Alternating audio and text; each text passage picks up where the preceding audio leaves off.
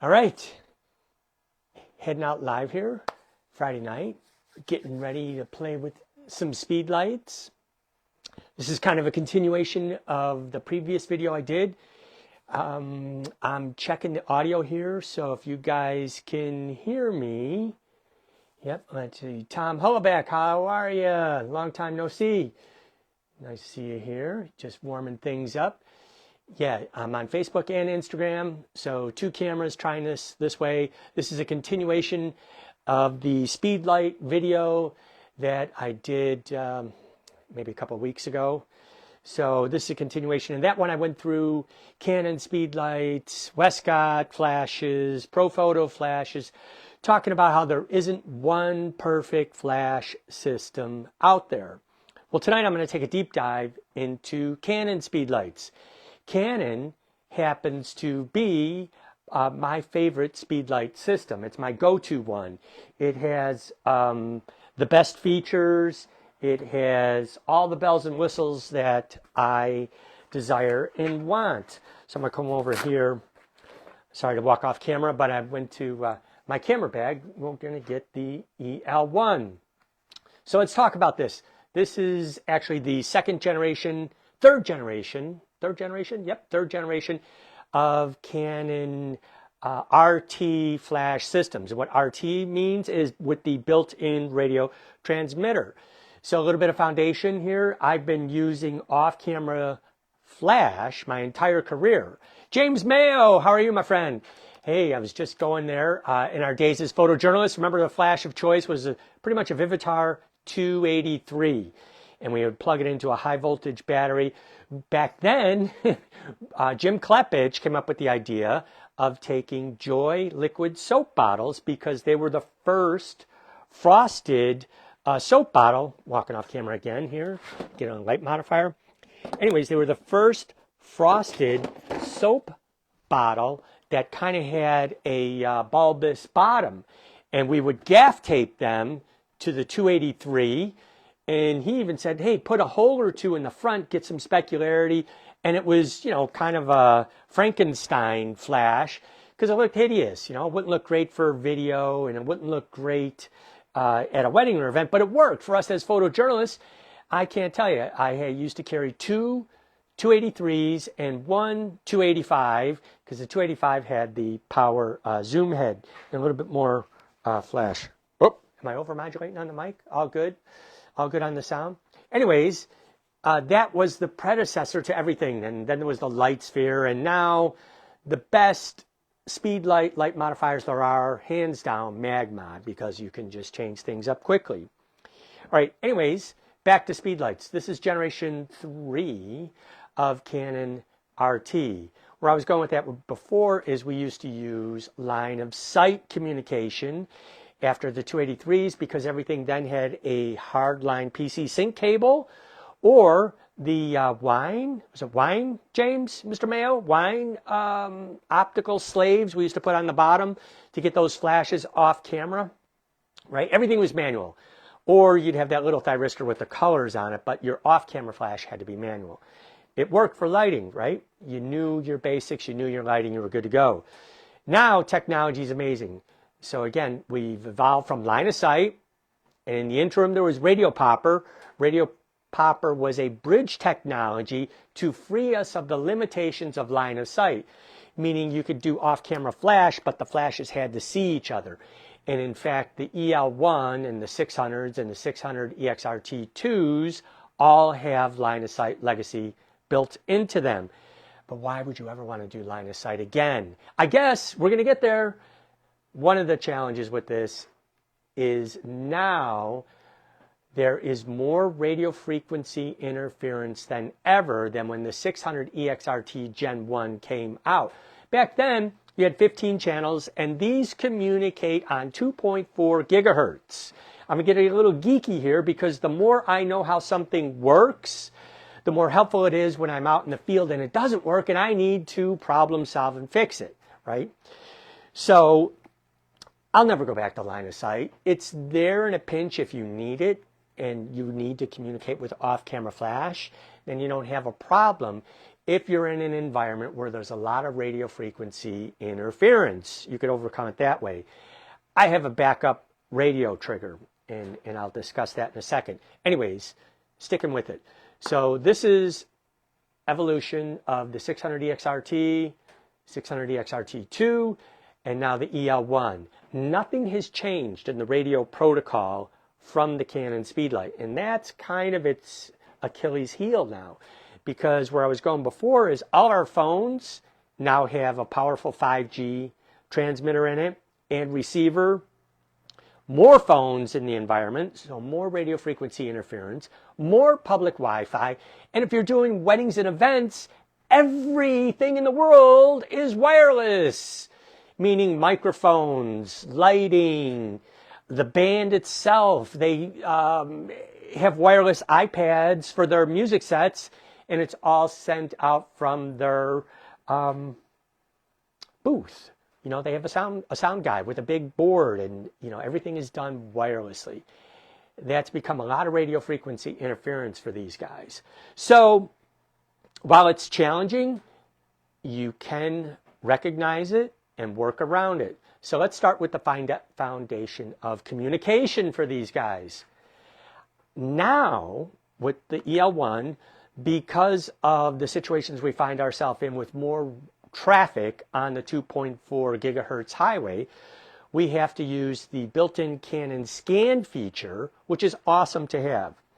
So when I fire this up, hey, give me a thumbs up. I don't want to be over modulating on the sound. So I'm going to put this guy in sender mode, and my favorite mode to have that in then is groups. All right, so I'll try and pop this up here. So it is, so we'll go Facebook first. Here we are, we're in groups, and we go for Instagram. There we go, we're doing both. So we're in groups. We have a green link light. So that's letting me know that it is communicating with my second EL-1. Now, what I love about Canon is it's the only, well, I can't say only, but it's a great system for true independent groups. So we have Group A, which is always and forever your on-camera flash, the sender unit. When Nikon used to be in the Speedlight game, theirs differed as it had master and then groups A, B, C, D, and E. Canon, just so you know, the A group is always the sender unit on camera flash. So if you have an off-camera flash in group A and you want to differentiate the power or turn off the on-camera flash, it's a good idea to have it in something other than the group A. So this is always group A, and then everything else consequently is in a different group. So it gives me true independent control. Groups A, B, C, D, and E. They could be on, off, ETTL, manual, auto flash, whatever I need them to be. And it's outstanding. And when it works, and what I mean by works, when we have successful communication, hey, we're going to go rocky here with this string, right? I need to put that thing up. Anyways, when it's working, it's the best flash system out there. Now, the EL-1 is far more robust than the 600s. I'm going to stay in the Canon lane. I don't want to talk about anybody else's brands at this point. I did that in the last video. So it does have a fan-cooled flash tube. This flash has never overheated. Let's bring on the off-camera flash.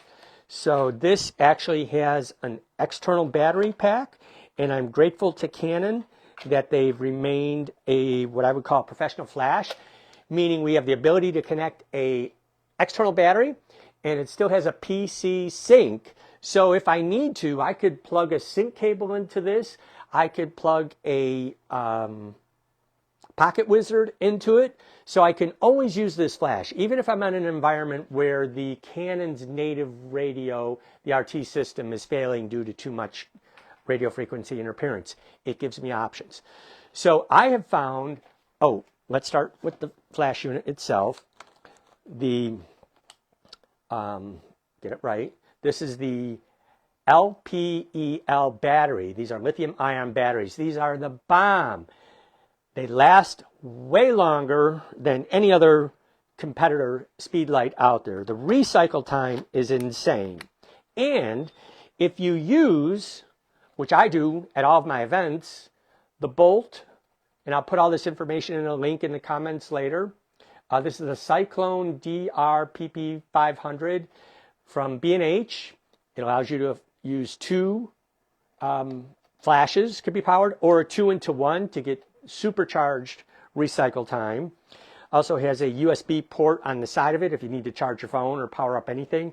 Power indicator right there. Oh, put that back on. Come on. Anyways, I have never exhausted these batteries. One time, maybe I've gone down in the power level one light. So myself and our second shooter, Larry Remaker, he'll run his EL1s off this simultaneously. The recycle time is insane. The battery doesn't wear out, so we could go all day, I'm not kidding, all day on one battery and this battery. So our average weddings are 12-hour days, and so it's just incredible. So that gives us tremendous performance, all right? So that's outstanding. Thank you, Canon. And again, here's the side of the flash. We have the external battery port. Now, I truly recommend the Bolt battery versus the Canon battery pack, because who wants double A's? And the recycle time and the performance with this lithium-ion battery is just crazy. And then we also have, again, these are all weather sealed, really good sealing, the PC sync port, right? Other flashes have done away with those, yet I still will use these if I'm in a situation where I can't use the native Canon radio trigger and I need to plug something in old school, like the Pocket Wizard, which is on 350 to 400 megahertz range. So there is no radio frequency interference there, and they will fire every time, and they will fire at 1,000 feet out. Philip Bloom, what's going on? Hey man, can you give me a thumbs up if the audio is okay? Because I keep moving away and I got a wireless mic. The wireless mic is going into Facebook, and then we're just using the direct camera mic for Instagram. All right, if you have any questions, drop them in the feed. I will get to them after the event, and I'll try and keep checking them while we're here. Just checking to see if there's any questions yet. No questions yet. All right, any questions here? No? All right. Okay.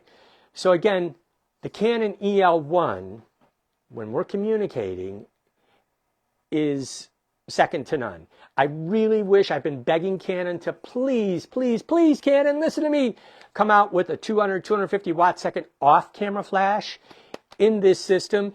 And I'm hoping the next generation of EL-1 will have a proprietary radio channel.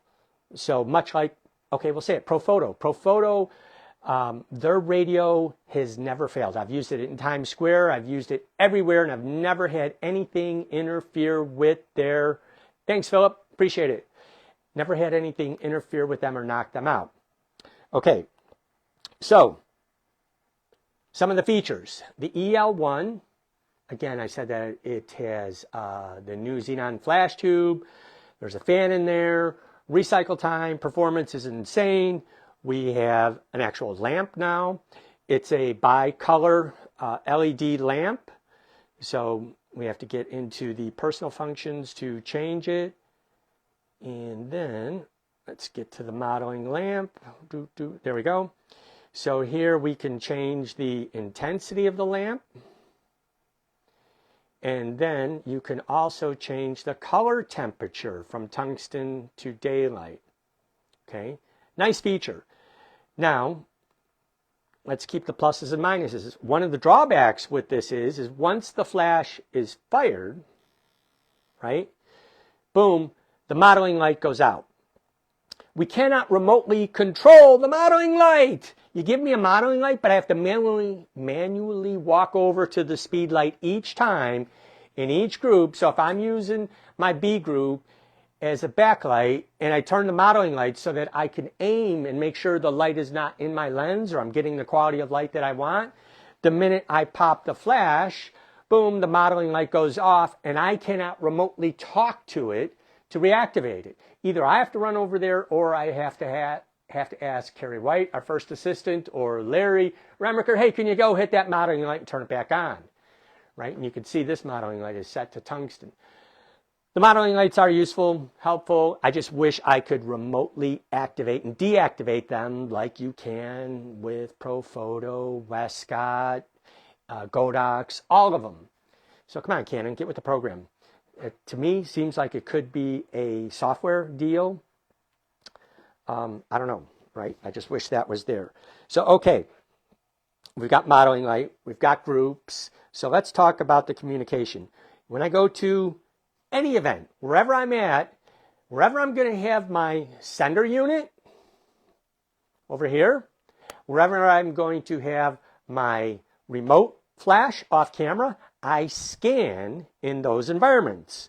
So we're going to go over here, submenu, and navigate down and over to scan, right? Scan, okay.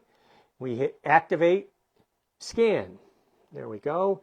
And it's scanning. So what's happening in scan is it's seeking out what the radio frequency interference is in the environment. And there's 15 channels plus auto with the Canon RT system. And it's going to suggest to me which is the strongest. So there you can kind of see we have some strong channels, some completely suppressed channels. I'm right here next to my Wi-Fi router. So in a situation like this, I always choose the strongest channel. Now you could have multiple photographers in that environment, and then we just use a personal identification number, a PIN number, so we could both be on, let's say, channel 9, right, if that's the best channel in this environment. So let me see if I could swing you guys over here just to show you how this will change. All right, swing this light out of the way. Be patient with me here. We're going to come down there. So I've got two wireless routers here. Oh, Instagram, let's get you in the right position. There we go. Right here. Okay. So now I'm going to take my EL-1, put it right in all this RF. Okay. We're going to go back and we're going to scan again. Now the reason I want to share this with you is because the strength of the signal is going to change. So oftentimes if you're in an environment, a ballroom, let's say, look up at the ceiling, there's going to be router boxes or a lot of cell phones around you in a certain environment. Look how suppressed all those channels are. Now this is where it gets dicey. We could say, okay, channel 10 currently is the strongest, right? And you might choose channel 10 and you might get misfires, because if you're in an environment where it's a dynamic router, meaning it's changing channels, or you're near a different router box in the environment in public Wi-Fi, well then that one might suppress 10. So that's why I always scan the primary spot where my camera is going to be, and every time where the remote flash is going to be, right? That way there, I can get the optimal signal strength. Now this works for me about 90% of the time, right? But I need to have 100% reliability. So when I'm in those situations where I'm choosing the channel, I'm scanning, and I'm getting misfires or only one of my off-camera flash groups, because I use a technique called the triangle of light. I'll put a link to our classes at Kelby 1 that really dives into the triangle of light. It's really separated us from everybody with layering with light. And if I can't use that, one of my groups are down or two of my groups are down, it throws off the entire look and feel. And we can't have that because that's what our clients are depending on. So here's my go-to backup system for everything. It's the Pocket Wizard Plus 4. Now, unfortunately, Pocket Wizard is no longer manufacturing these. They have a Plus 5, I believe now. But what I truly enjoyed about this is the pass-through shoe. Now, the reason I like the pass-through shoe is this. If I have my off-camera speedlights all set up, ready to go, in position, and things wonk out, right? They get really wonky and they're not working. So for us, the environment that has the most radio frequency interference and totally kills the Canon RT Speedlight system is the Ritz-Carlton Hotel, downtown Chicago. It's just so robust in their wireless system within the ballroom. Then you throw on the lighting, the band, the microphones, and everything else that's wireless. These poor guys just don't stand a chance. So that's where we use the +4s. And again, the reason I like that is I love the EL-1 for on camera. So another super big advantage with having the Canon native Speedlight system is the Speedlights in TTL are now tied into face, head, eye detection. So the accuracy of TTL is outstanding and better than ever. I always use ETTL in my on-camera flash, and 90% of the time I'm manual in the off. Just gives great consistency. So this way here, I can be firing my remote flashes, which would also have a pocket wizard on them, and they could be in 4 different groups, groups A, B, C, and D. Now, I could turn those groups on and off, but I cannot change the mode or the power. But it's a rock solid backup system. So if I put a +4 here, and this is in group B, I could come over here and activate or deactivate group B, and then it's going to have this power level. The flash is no longer set to groups mode, and the Canon wireless is turned off. It is in manual mode as a flash, and it thinks it's sitting in a camera, and all the Pocket Wizard +4 is doing is firing. But remember, this is in a 350 to 400 megahertz radio frequency range, and there is nothing there anymore. In fact, I could look at the bottom and tell you exactly. This is 344.04 to 354 megahertz range. So I never have to worry about anything causing a misfire or not allowing it to communicate. I also use these +4s to fire my remote cameras. I usually have 2 remote cameras at a wedding, but stay focused here on Speedlights. Okay, any questions about radio frequency communication? Let's see who's on here. No questions, no questions, no questions there. Send out some waves, high fives. No questions, huh? Let's see, making sure. All right, cool, good. Okay, we're going deep here. All right, now we've established a solid protocol for communication. You might ask, why not just use auto, right? Because there is the auto feature. And while the idea of auto is great, what auto means is I put this in auto, I put my off-camera flashes, however many I want to use, and you could use up to 16 in a group with the Canon RT system, total. And it doesn't matter what's transmitter, what's receiver, just 16 total. I often use 3 transmitters, so 3 cameras, and it works great. So auto. The reason we don't use auto is this. The sender unit sends out a radio signal. The receiver is looking for a radio signal. And if there's a lot of radio frequency interference in the environment, they're like 2 ships passing in the night and they never link up, right? You think it would, but they don't, right? So auto is a hit or miss thing in most environments these days because there's always some form of public Wi-Fi or a lot of cell phones. So that's why scan and pick your channel. Did that, done that. Next thing I do with every flash system is testing.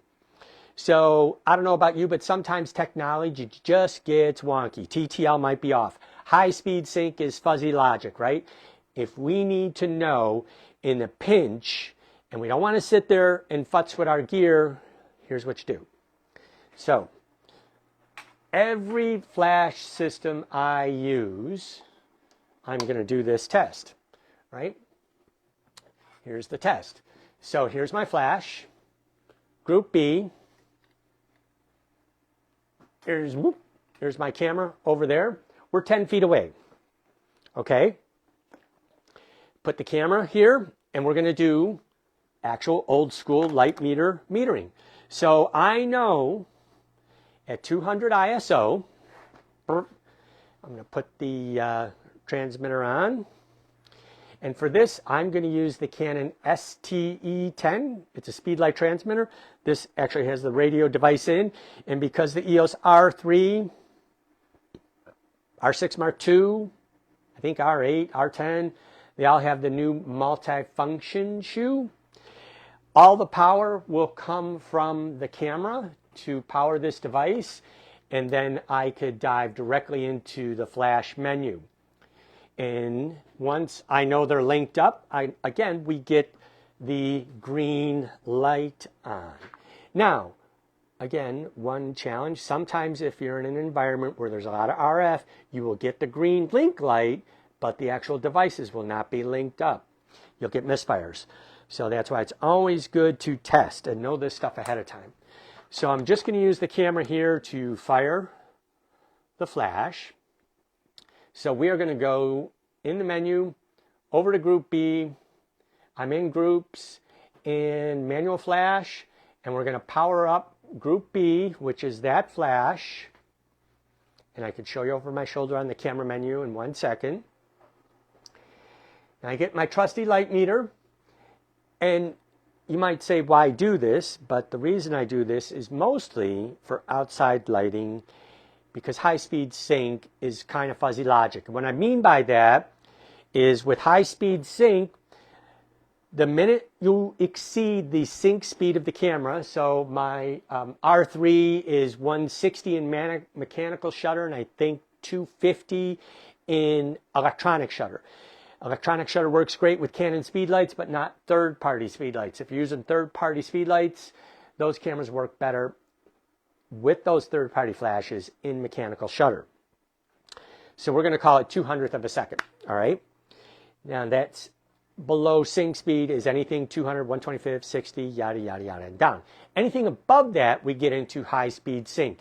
And I will show you why it's important to know this. So our flash is off camera. Coming over here, the camera is 10 feet away. I'm going to take my Sekonic light meter, and we're going to set it up for flash. There we go. Pop it, and then we're going to hit the fire button. Boom, boom. Okay, F11.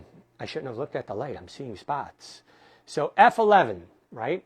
F11 all day long. It doesn't matter. If we're in bright, bright sunlight and we're getting fuzzy logic, so I could set the camera to these settings. ISO 200, shutter speed 200, F11 all the time. Now, the minute I go one stop above sync speed, we're going to see this flash power go down.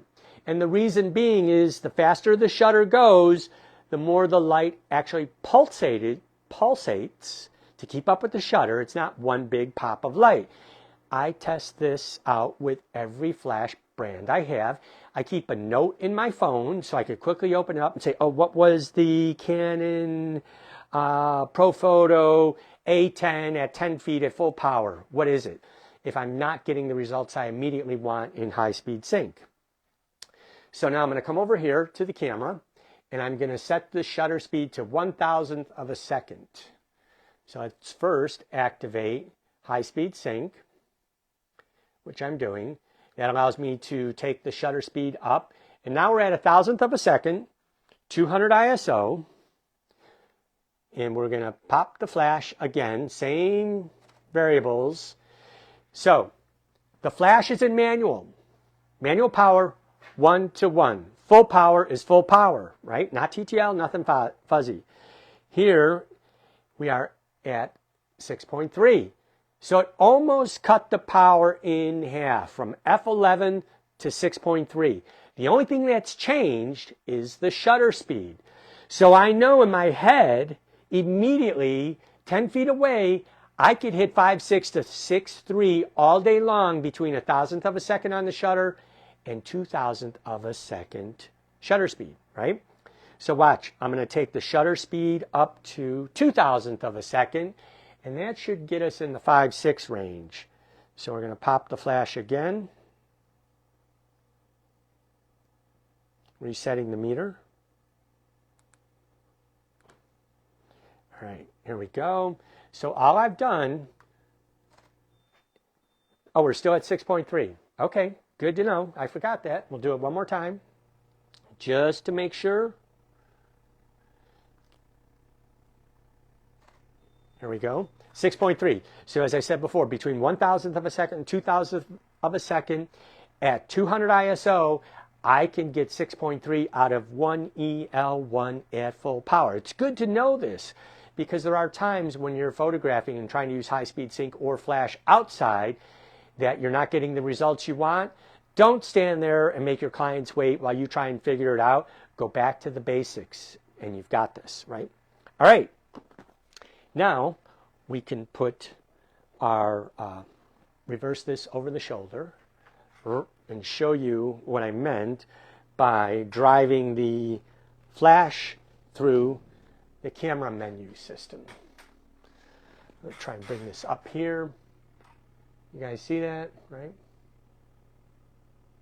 Oh, it's backwards, is it? Backwards? How do I do that? Oh, that changes the view. Oh, man, I forget how to do this. All right, anyways, when I push the menu button on the STE3, it takes me directly to all the flash functions on the camera. So here's where I was saying I could change the sync from high-speed sync, first curtain sync, rear curtain sync. Okay, and high-speed sync only comes into play once the shutter speed is above sync speed. Below sync speed, it's irrelevant. Right? Same thing with rear curtain sync. We won't get the rear curtain sync effect unless we're shooting at a 30th of a second or slower. So here's where we could go in. We can change the groups, the power. Here's where I was saying the flash output. I could change it from manual to ETTL, everything. So you could totally drive all the flash groups and all the flash settings, ID number, channels, everything. The only thing we can't do when using a Speedlight transmitter, the STE10, is the scan feature. And I also don't have a test fire button. So everything has to be driven off the shutter button. So hope that's helpful.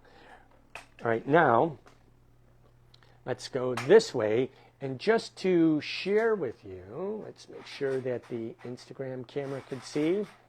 All right, here we go. EL1 with the battery. And most of the time, my off-camera Speedlight is never above a quarter power, right? Especially in my ballroom environments, things like that. Because I'm striving for a kiss of light. I'm not trying to overpower the light in the environment I'm in. So watch how quickly the flash recycles. Again, I'm over here changing my settings. I'm in the groups. I'm going to B group. We're getting out of TTL, going to manual, and I'm going to set it to where I would normally be. I'm changing the motor drive to H plus on my R3, and watch the Speedlight go.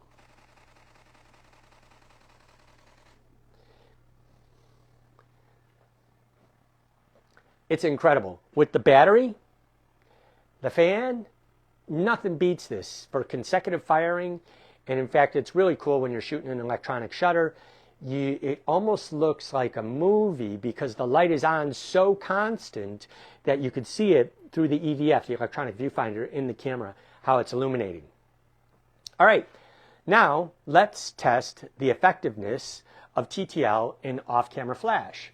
So we're going to come over here and test it out.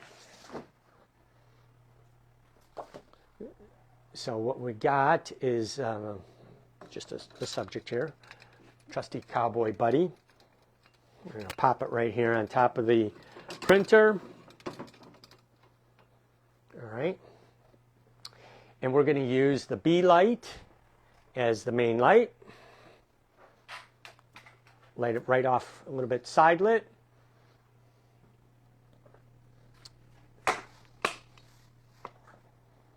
Okay, and we'll do this right here.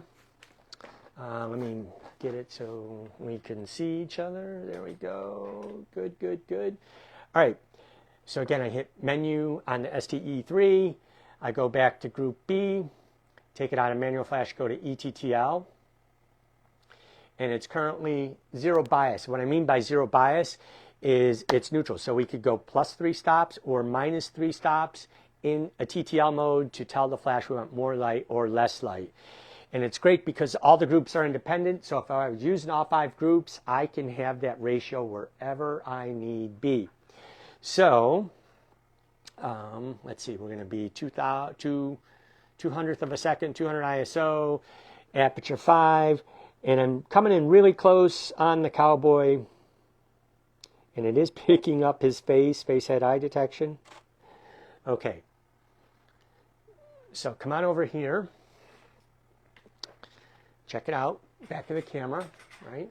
And I could post these if you want in the feed. Let's see. There we go. Now I never judge anything critical other than focus by the image on the LCD screen. I go right here to info, so I can check my color and RGB value. So it's by default, Canon, in my opinion, always runs about 1/3 of a stop underexposed. Now, for the look of the image you're going for, remember, check your tones. But if you're actually looking for information, check your histogram. Here's the brightness, here's the color values. It's spot on. But I would like a little bit more meat. I like the information from left to right to touch so that we're not having to brighten our dark areas and therefore introduce noise. So what I would do is I would come in here, menu, go to my groups, take my flash, and we're going to go 2/3 of a stop brighter, right? We'll go to live view. There we go. And you can see it's picking up. I'm going to go face head eye detection right on the cowboy's face. Boom. We'll hit our review again. And now that histogram is where I prefer it to be, right? I want information from left to right. So I'm not introducing any noise by making the shadows brighter. That information is there. So I do this everywhere I go. And whether I'm shooting 200 ISO or 2500 ISO, the images are going to be clean because I'm not introducing any noise by brightening the shadows. There we go. We can zoom in, right? And that's exactly where I would like it to be. Right? So off-camera flash, TTL works great. And let's go to rear curtain sync.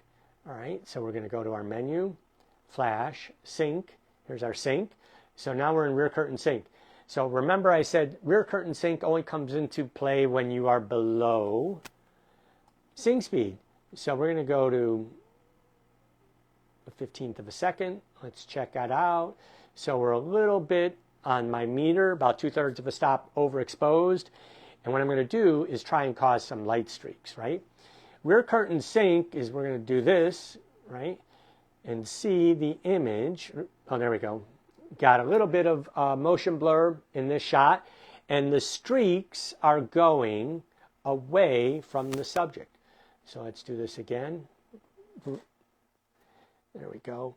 So the light streaks will go away from the subject, where if it's first curtain sync, the light streaks go across the subject. So that's why you have first curtain sync and rear curtain sync or second curtain sync. So what's happening is we have a focal plane shutter. It opens up and it travels across, exposing the image sensor. And the flash is firing just as the conclusion of the exposure. That is second curtain sync. First curtain sync, as soon as that curtain is open, the flash fires. And that's why the streaks will go over the subject versus trailing away from the subject. So that's a big, huge advantage. All right, that's the basics of the Canon Speedlight flash system. For us, we use the triangle of light, which is 3 off-camera flashes and 1 on. And when I'm in the mosh pit, so to speak, in the groups, that's when I need that on-camera flash, so I'm not getting cross shadows or projecting a shadow of myself onto the subject. So let me grab a book really quick here. from our library, just to give you an idea of all the lighting we do, right? So let's, right here is our Graphy Studio Fine Art book. Beautiful cover photograph. Now again, I use all kinds of lights. This is two FJ400s in the 58-inch orbs for all of the formal portraits, right? Beautiful, beautiful light. And by the way, I do use corrected orange filters on them because the background light, I don't want it to be black. I want the environment to be there. It's about a stop or two less than my flashes, is tungsten. Yet I want all the light to match, right? So they're all the same color temperature. So I'm going to go through and get to the ceremony area. So these are the triangle of light, right? And what I love is the crispness of it and the almost 3D look of our images because it's layering light. See the side light on them? Beautiful front light, tone and depth, right? You can't get that with one on-camera flash or by bouncing the flash. And we're not overpowering the light in the environment, right? It's just that kiss of light to get the highlight in the eyes, to bring the image to life.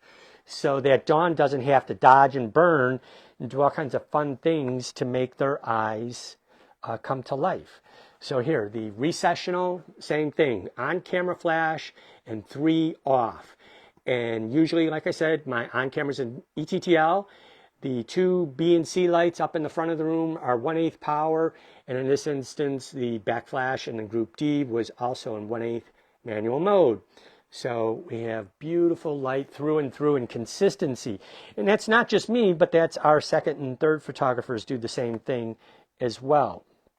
So let's jump into the reception and the toasts. And look at this light, right? I mean, I'm so proud of the craftsmanship and what we do. And it's all for Speedlites, right? Speedlites allow me to do this. It's not a huge pop of light. It's not a huge footprint. It's not invasive, meaning we're not overpowering the scene. And here's how we do multiple strobes in the environment. So this is the MagMod Mag Grip, which is great. Love all MagMod products. This is the Westcott Triple Threat. This allows us to mount 3 Speedlights on one light stand so that we're not overpopulating the environment with Speedlights. And then again, I cannot sing the praises of the Bolt battery enough. We run 2 Speedlights, Canon Speedlights, off of this. So Larry and I are Canon. Carrie, our first assistant and third photographer, Carrie White. She uses all of the Westcott FJ80. She's a Nikon user, and Nikon has abandoned all of their Speedlights, so they're no longer making Speedlights. So Westcott is a great choice for them. So I plan on doing another one of these videos where I will go down the rabbit hole with Westcott and what their quirks are and what their strengths are. So just to recap, with the Canon wireless system, always scan in every environment that you're in, pick the strongest channel and scan both where you're on camera, the majority of the area where you're going to be moving, and especially where you have your off-camera Speedlights, where they are. And look up. If you're getting a signal that's crushed, meaning a lot of radio frequency interference, 9 times out of 10, there is a Wi-Fi router box in the environment that you're in. So then shift your light, move it away from there until you get a good signal strength for it. Always have a backup plan. Last thing you want to do is get to an environment and be stressed out when the gear isn't working. The minute something's not working, go to your backup plan. So for us, it's the Pocket Wizard Plus 4, or I switch to either Westcott or Profoto lights. I'm fortunate enough to be able to have access to these 3 systems. Like I said, there isn't one perfect system.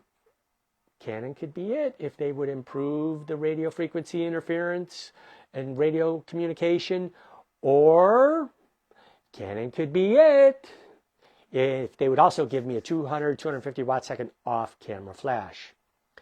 Now, I am a Westcott Top Pro as well. Westcott could have the one flash system to rule them all, which we'll go down that rabbit hole next, if they would improve their TTL, because it's just with the Canon R3, which is my primary camera, and somewhat the R5, they're different in the way TTL reacts to them, and I cannot have that frustration when I'm at an event. I need my on-camera flash to be accurate because I'm moving about so much. And that's why you need TTL, because you're moving. You're getting closer to your subject or further away. All right, if you have any questions, things you want to see, drop them in the feed. Otherwise, thanks for tuning in. Have a great weekend, and I will talk to you later. Share the light.